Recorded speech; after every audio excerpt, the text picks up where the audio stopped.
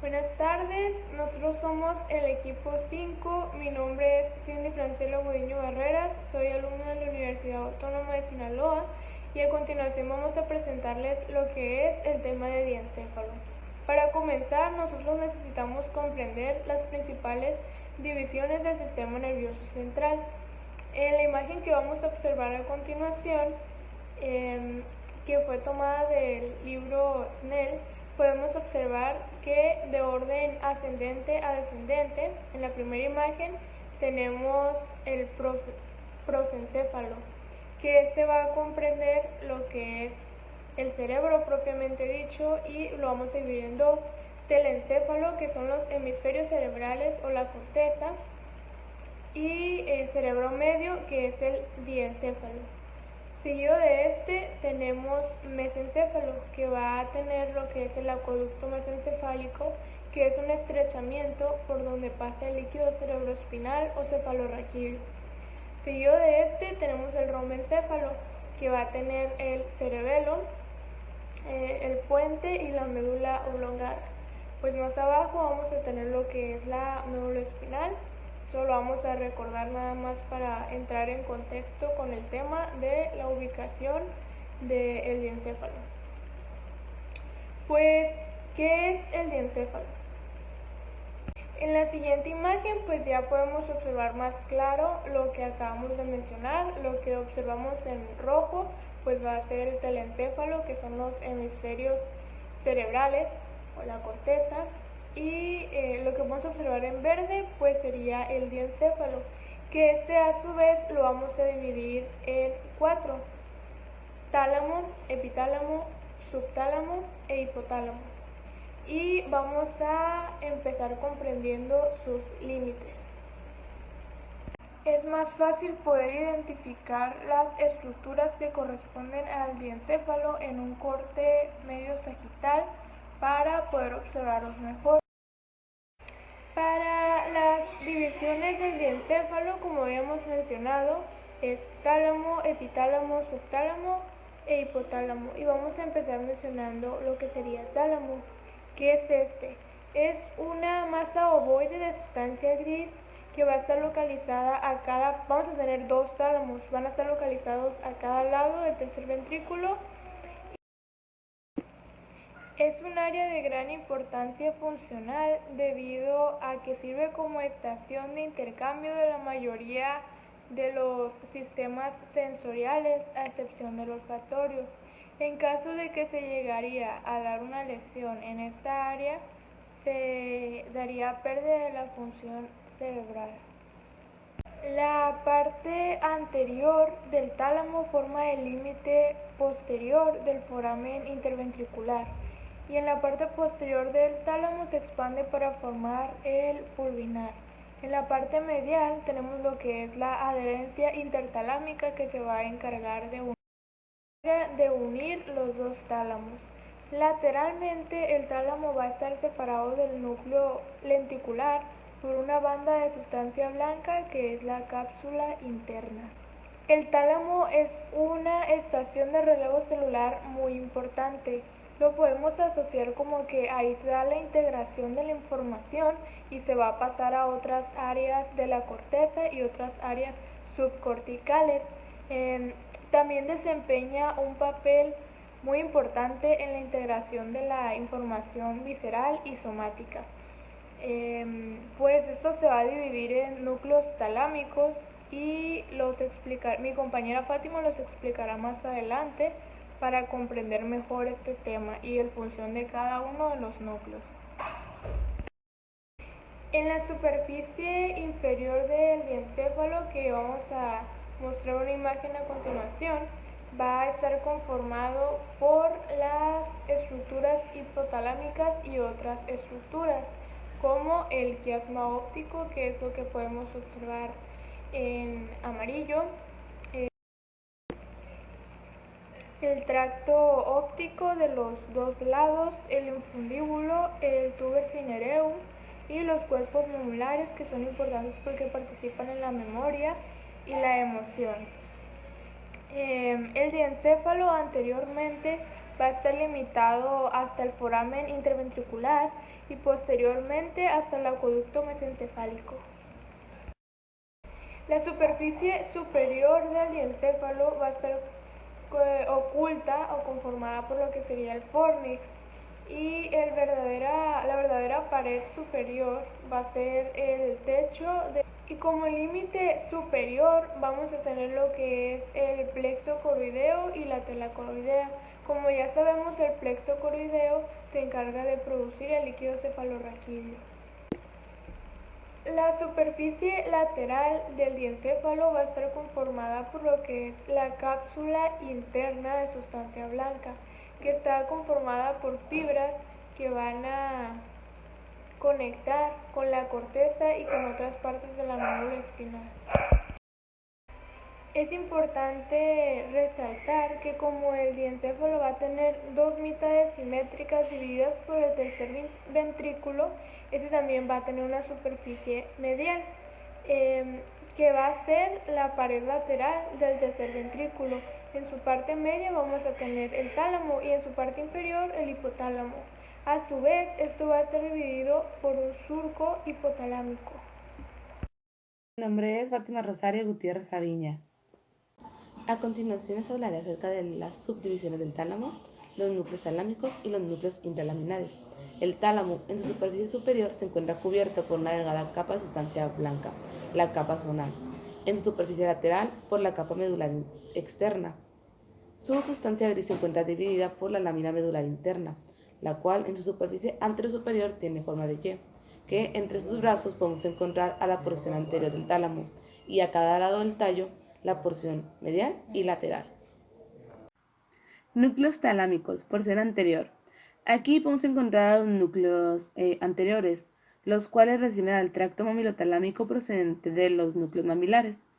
Estos núcleos establecen conexiones recíprocas con la circunvolución del cíngulo y con el hipotálamo. Como función, poseen una estrecha relación con el sistema límbico y tienen que ver con el tono emocional y con los mecanismos de la memoria reciente. Eso los podemos apreciar en la imagen que se encuentra en la pantalla, entre los brazos de la lámina medular interna. Porción medial. Aquí se encuentran los núcleos menores y el núcleo dorsomedial, que en la imagen está de color lila. Este presenta conexiones bidireccionales con la totalidad de la corteza prefrontal, del lóbulo frontal, del hemisferio cerebral. También presenta conexiones similares con los núcleos hipotalámicos. Está interconectado con el resto de los grupos de los núcleos talámicos. Su función es desconocida. Porción lateral. Esta presenta dos hileras de núcleos, una hilera dorsal y una hilera ventral. La hilera dorsal incluye núcleos como el lateral dorsal, lateral posterior y el pulvinar. El pulvinar en la imagen está de color verde y los dos anteriores están de color azul marino. Existen interconexiones con otros núcleos talámicos y con el lóbulo parietal, con la circunvolución del cíngulo y con los lóbulos occipital y temporal. Tiene funciones desconocidas. Hilera ventral. Aquí se encuentran los núcleos ventral anterior, ventral lateral y ventral posterior. El núcleo ventral anterior se encuentra conectado con la formación reticular, con la sustancia negra, el cuerpo estriado y con la corteza premotora, así como con muchos de los otros núcleos talámicos. Dado que estos núcleos se encuentran entre la vía del cuerpo estriado y las áreas motoras de la corteza frontal, probablemente estos influyan en la actividad de la corteza motora. Núcleo ventral lateral. Tiene conexiones similares a las del núcleo ventral anterior, pero además posee una conexión principal procedente del cerebelo y una menor procedente de los núcleos rojos. Sus proyecciones principales se dirigen a las regiones motora y premotora de la corteza cerebral.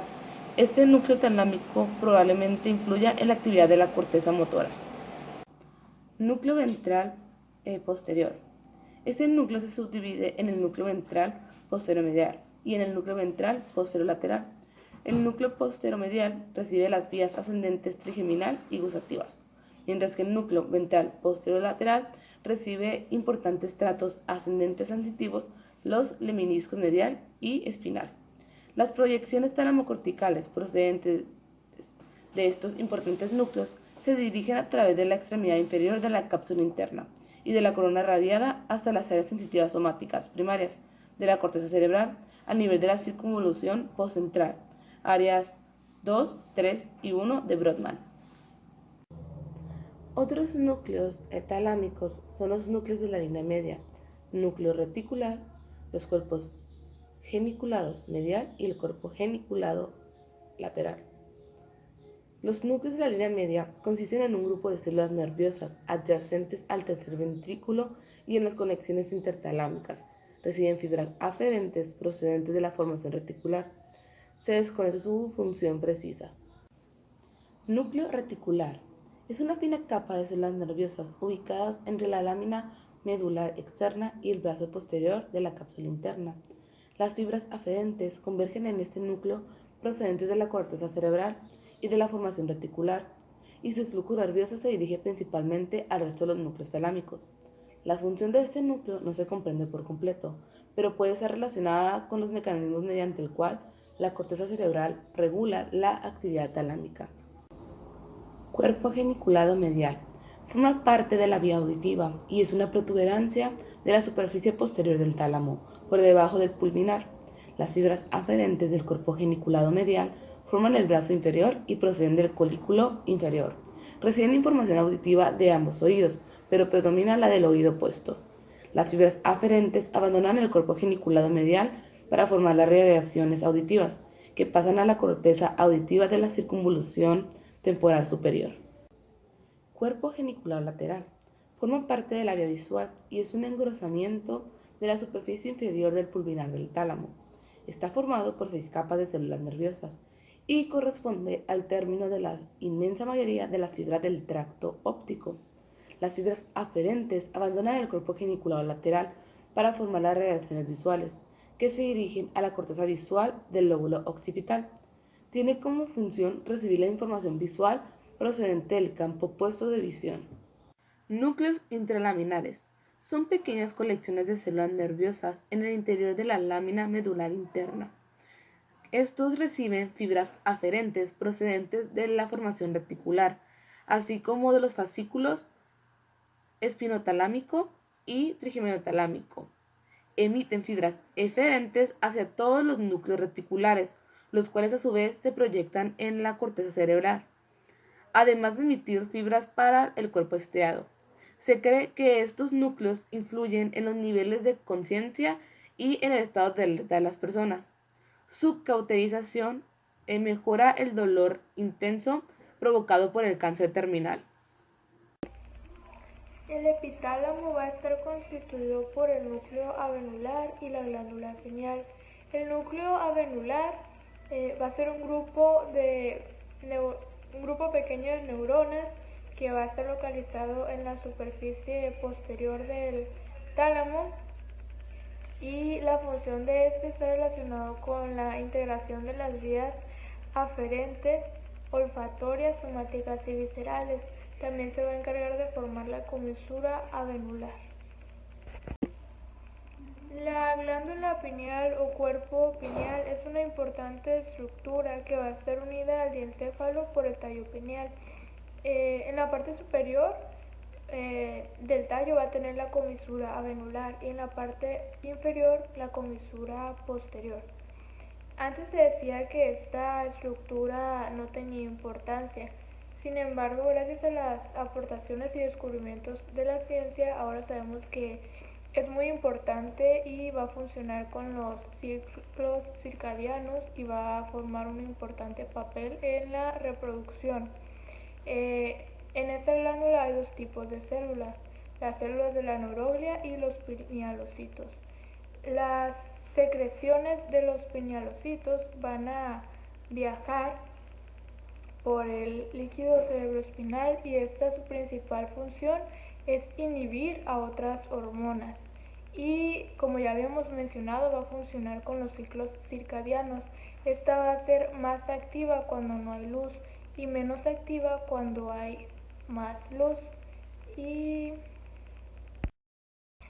actualmente se reconoce como una importante glándula endocrina capaz de influir en las actividades de las células de los islotes de Langerhans del páncreas, de la corteza, de las gónadas, entre otros.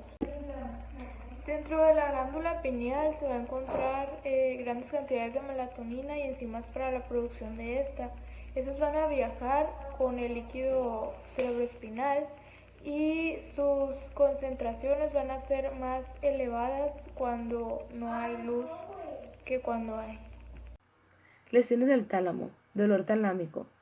Se suele presentar en pacientes que se están recuperando de un infarto talámico.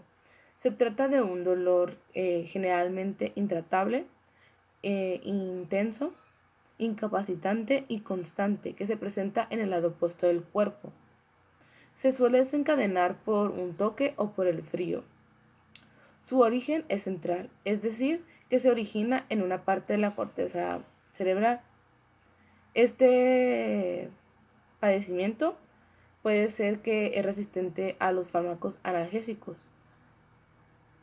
Buenas tardes, mi nombre es Aldo Heredia, soy alumno de la Facultad de Medicina y Extensión Los Mochis, pertenezco al grupo 220, en el equipo 4. El día de hoy les vamos a presentar el tema de hipotálamo. Mi nombre es Julieta Mayrani González Lugo, alumna de la Facultad de Medicina Extensión Los Mochis. Soy del grupo 220 y pertenezco al equipo número 4 de la exposición. Hipotálamo. Este forma parte del diencéfalo y se extiende desde la región preóptica hasta el borde caudal de los cuerpos mamilares. Su localización es por debajo del surco del hipotálamo en la cara lateral del tercer ventrículo. Y hablando anatómicamente, el hipotálamo es una estructura de superficie relativamente pequeña, la cual se encuentra estratégicamente bien ubicada cerca del sistema límbico, el tálamo, los tractos ascendentes y descendentes y la hipófisis. Relación del hipotálamo. Anteriormente hay una zona que se extiende hacia adelante del quiasma óptico hasta la lámina terminal y la comisura anterior. A esta región o área se le conoce como área preóptica. Caudalmente el hipotálamo se fusiona con el tegmento mesoencéfalo y en una posición inferior y lateral encontramos la región subtalámica y por encima el tálamo. Cuando lo observamos desde abajo, nos podemos encontrar en relación con las siguientes estructuras. Claro, desde la zona anterior a la posterior. Empezando con el quiasma óptico, que no es más que nada un haz aplanado de fibras nerviosas, el cual se encuentra en la unión de la pared anterior y el piso del tercer ventrículo, seguido del tubercineurum e infundíbulo, que es una masa, según a como se ve en una vista inferior. Y por último tenemos a los cuerpos mamilares, que son más que nada dos pequeños cuerpos hemisféricos situados a cada lado y por detrás del tubercineurum. Núcleos hipotalámicos. Hablando microscópicamente, el hipotálamo está formado por células nerviosas pequeñas, las cuales se encuentran distribuidas por grupos que forman núcleos. Estos núcleos no están claramente separados los unos de los otros y están divididos por un plano imaginario parasagital y los divide en dos zonas, una zona medial y una zona lateral. En la zona medial podemos encontrar los siguientes núcleos hipotalámicos, lo que es el núcleo preóptico, núcleo anterior, núcleo supraquiasmático, núcleo paraventricular, núcleo dorsomedial, núcleo ventromedial, núcleo infundíbulo y cómo olvidar el núcleo posterior. Ahora bien, en la zona lateral podemos reconocer los siguientes núcleos hipotalámicos desde adelante hacia atrás. Parte del núcleo preóptico, parte del núcleo supraquiasmático, el núcleo supraóptico, el núcleo lateral, el núcleo tuberomamilar y el núcleo tuberal lateral. Podemos darnos cuenta de algo, que tanto el núcleo preóptico, el supraquiasmático y el mamilar se superponen en ambas zonas. Las principales funciones de los núcleos hipotalámicos son: el núcleo supraóptico se encarga de sintetizar la vasopresina o también conocida como hormona antidiurética. El núcleo paraventricular se encarga de sintetizar la oxitocina, mientras que los núcleos preóptico y anterior se encargan de controlar el sistema parasimpático. Mientras tanto, los núcleos posterior y lateral se encargan de controlar el sistema simpático. El núcleo hipotalámico anterior se encarga de regular la temperatura en sensación de calor, mientras que el núcleo hipotalámico posterior se encarga de regular la temperatura, pero en sensación de frío. El núcleo hipotalámico lateral causa apetito e incrementa la ingesta de comida. Estamos hablando de un centro del hambre. Mientras que el núcleo hipotalámico medial inhibe todo ese apetito y disminuye esa ingesta de comida. Se le conoce como centro de saciedad. El núcleo hipotalámico lateral incrementa la ingesta del agua. Es un centro de sed. Cuando uno tiene mucha sed es cuando esto pasa. El último núcleo, y no menos importante, es el núcleo supraquiasmático, que se encarga de controlar los ritmos cardíacos. Región preóptica. La región preóptica se extiende anterior al hipotálamo. Es la encargada de la termorregulación y también de recibir información de termorrecepción de zonas como la piel, las membranas mucosas y también del mismo hipotálamo. Esta área propaga los estímulos a los centros del hipotálamo que regulan la ganancia y la pérdida de calor. Es por esto que a esta área se le podría denominar como el centro de recepción de impulsos calóricos del cuerpo, debido a su alta influencia en procesos relacionados. Región del túber. La región del túber está formada por sustancia gris.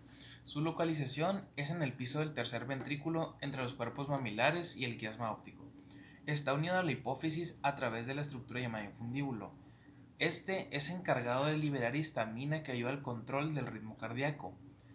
Alberga los núcleos tuberal y tuberomamilar. El núcleo tuberomamilar es la única fuente de histamina en el cerebro.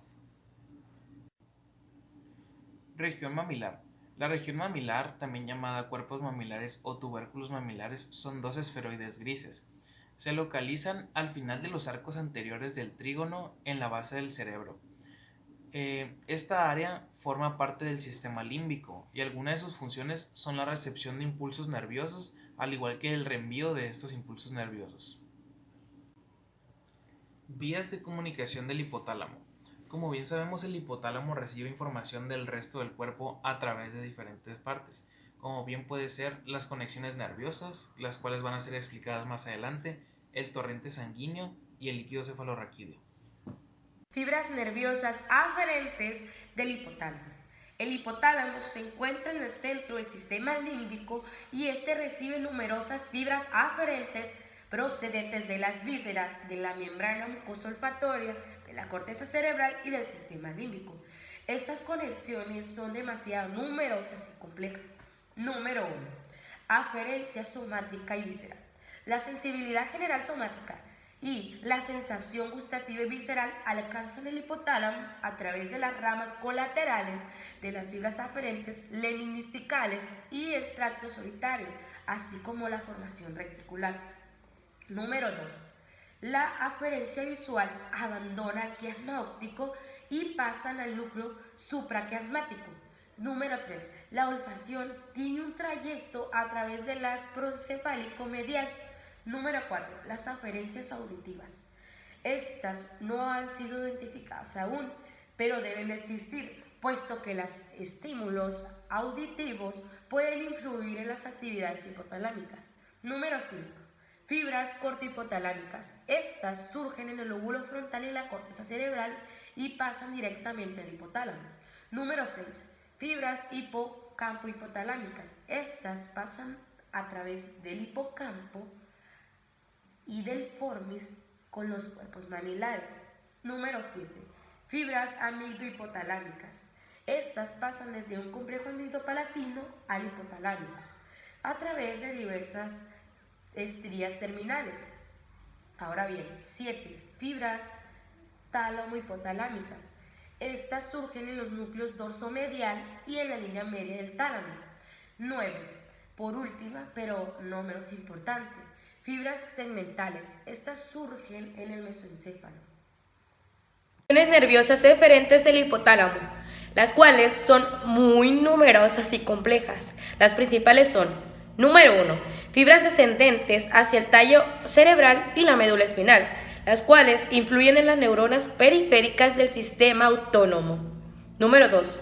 fascículo mamilotalámicos, las cuales surgen en el cuerpo mamilar y terminan en el núcleo anterior del tálamo.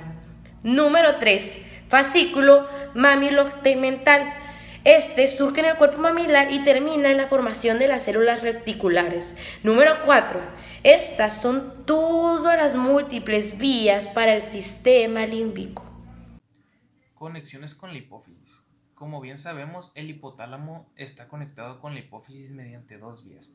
La primera son las vías nerviosas, que tienen un trayecto desde los núcleos supraóptico y paraventricular hasta el lóbulo posterior de la hipófisis. La segunda son los vasos sanguíneos portales largos y cortos, que conectan los sinusoides de la eminencia medial y del infundíbulo con los plexos capilares en el lóbulo anterior de la hipófisis. Estas dos vías nos permiten que el hipotálamo establezca su acción sobre las actividades de las glándulas endocrinas, las cuales, como bien sabemos, son las que se ven relacionadas al momento de la regulación hormonal en el organismo. Fascículo hipotálamo hipoficiario.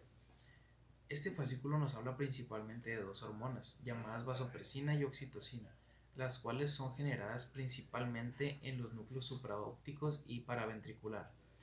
Estas hormonas se pasan a lo largo de los axones acompañadas de enzimas de transporte llamadas neurofizinas, las cuales son liberadas en los axones terminales. Aquí son absorbidas por capilares fenestrados del lóbulo posterior de la hipófisis. Hormona vasopresina. La hormona vasopresina, también llamada hormona antidiurética, se produce en las células nerviosas del núcleo supraóptico. Esta hormona, como su nombre lo dice, genera vasoconstricción, pero también tiene una importante función como un antidiurético. Esto quiere decir que ocasiona un incremento en la absorción de agua en los túbulos contorneados distales y en los túbulos colectores del riñón. El núcleo supraóptico actúa también como un osmorreceptor. Esto quiere decir que en caso de que la presión osmótica de la sangre circulante a través del núcleo sea demasiado alta, las células nerviosas estimularán la producción de esta hormona. De esta manera, la presión osmótica de la sangre retornará a niveles normales. Hormona oxitocina. La hormona oxitocina se produce principalmente en el núcleo paraventricular. Esta hormona estimula la contracción del músculo liso del útero y también produce la contracción de los alvéolos y los conductos de la mama. Esta hormona se ve fuertemente implicada al momento del embarazo y del parto, ya que hacia el final del embarazo la oxitocina se sintetiza en grandes cantidades y estimula las contracciones en el parto. Más adelante, cuando el bebé mama, un reflejo nervioso ocasionado en el pezón estimulará la producción de la hormona del hipotálamo, lo cual ocasiona la contracción de células mioepiteliales que ayudan a la expresión de la leche desde las mamas. Funciones del hipotálamo. El hipotálamo cuenta con diversas funciones. Por ejemplo, la función de control autónomo. El hipotálamo asume la función del control del sistema nervioso autónomo y del sistema neuroendocrino, para de este modo fusionarlos en un solo lugar y preservar la homeostasia corporal. Segundo, la función de control endocrino. Esto quiere decir que las células nerviosas del hipotálamo, mediante la producción de hormonas liberadoras o de hormonas de factores de liberación y de hormonas de factores de inhibición, controlan la producción hormonal del lóbulo anterior de la hipófisis. Tercero, neurosecreción. Esto quiere decir que el hipotálamo regula la secreción de vasopresina y oxitocina por los núcleos supraópticos y paraventriculares. Regulación de la ingesta de alimentos y de agua. La estimulación de la región lateral del hipotálamo inicia la sensación de hambre, lo que motiva el aumento en la ingesta de comida. A este centro se le denomina como centro del hambre. La destrucción bilateral de este centro podría causar anorexia, con la consecuente pérdida de peso corporal. La estimulación de la región medial del hipotálamo proporciona la sensación de saciedad y reduce la ingesta de comida. A este centro se le denomina como centro de la saciedad. La destrucción bilateral de este centro podría causar apetito voraz e incontrolado, produciendo una obesidad extrema. La estimulación la estimulación experimental de la zona lateral del hipotálamo ocasiona un incremento inmediato en el deseo de beber agua. Esta área se le denomina como centro de la sed. Emoción y comportamiento. La emoción y el comportamiento responden a funciones del hipotálamo, del sistema límbico y de la corteza prefrontal. Algunos autores dicen que el hipotálamo es el integrador de la información aferente recibida desde diferentes puntos del sistema nervioso y que aporta la expresión física de la emoción. Control de los ritmos circadianos. El hipotálamo controla muchos ritmos circadianos, como lo es la temperatura corporal, la actividad de la corteza suprarrenal, el reconteo de eosinófilos y la secreción renal. El sueño y la vigilia, aunque dependen de las actividades del tálamo, del sistema límbico y del sistema activador, también están controlados por el hipotálamo.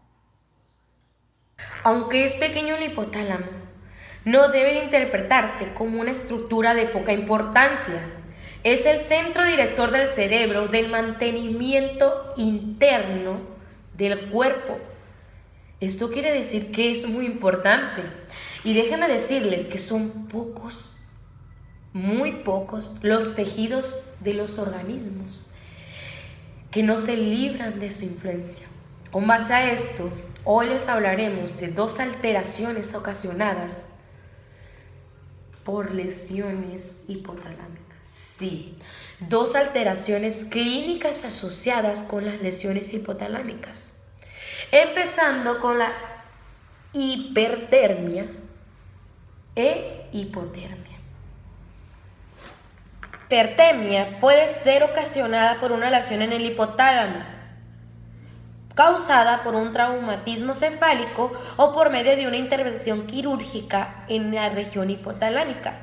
Los pacientes con esta enfermedad no presentan alguna otra alteración, sin ser observados signos sépticos, como ocurriría con una fiebre secundaria e infecciones.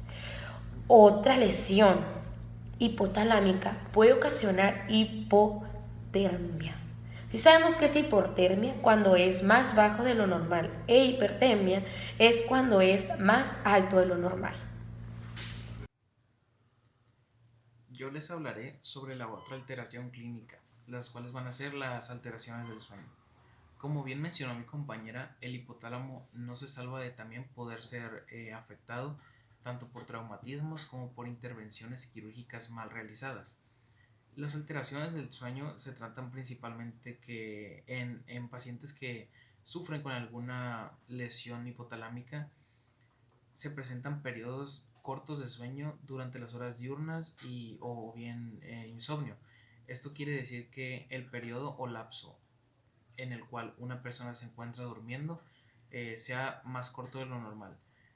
Esto, al ser presentado en una lesión hipotalámica, puede llegar a ser difícil de diagnosticarse, ya que es un área de muy poca intervención quirúrgica y muy inusual en estas lesiones, por lo cual es un problema clínico muy grave.